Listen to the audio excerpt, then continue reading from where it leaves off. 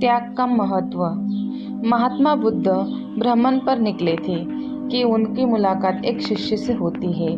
उसने महात्मा बुद्ध से त्याग के बारे में जानने की इच्छा प्रकट की। उन्होंने शिष्य को एक स्थान पर बैठने के लिए कहा और उसे समझाते हुए एक कथा सुनाई। किसी राज्य में एक बहुत शक्तिशाली राजा रहता था, जिसके पास अथाह संपत्ति, धन दौलत और कई राज्यों की राजा से बड़ी सेना थी। उसके महल को चलाने के लिए बहुत सारे दरबारी और नौकर चाकर भी थे।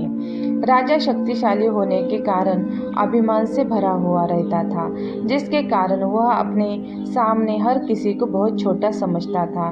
वह सत्ता के नशे में इतना चूर था कि उसकी खुली आंखें से सिर्फ माया ही माया दिखती थी, जबकि उसके अंतरात्मा वाली आंखें बंद रहती थी। एक बार उसके दरबार में एक फकीर आया।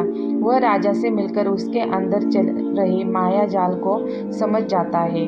फकीर बहुत ऊर्जावान और तेज प्रवृत्ति का था। राजा ने भी अभिमान से भरी आवाज में फकीर से पूछा, क्या चाहिए तुम्हें, क्यों आए हो यहाँ पर? फकीर अपनी नम्र आवाज में कहता है, हे राजन, मैं कुछ लेने नहीं बल्कि कुछ देने आया हूँ। उसकी बातों को सुनकर राजा के अभिमान को बड़ी चोट लगी। उसने फकीर से चीख भरी आवाज में कहा, ए फकीर, तुम्हारी इतनी बड़ी हिम्मत, छोटी मुंह बड़ी बात करे। तुम दर दर भटक कर भीख मांगकर अपना पेट पाल रहे हो और तुम मुझे कुछ देने की बात कर रहे हो। फकीर राजा से कहता है कि निर्धन के पास भी कुछ होता है, जो कि दुनियावी माया से परे होता है। फकीर की बातों को सुनकर वह लाल पीला हो गया।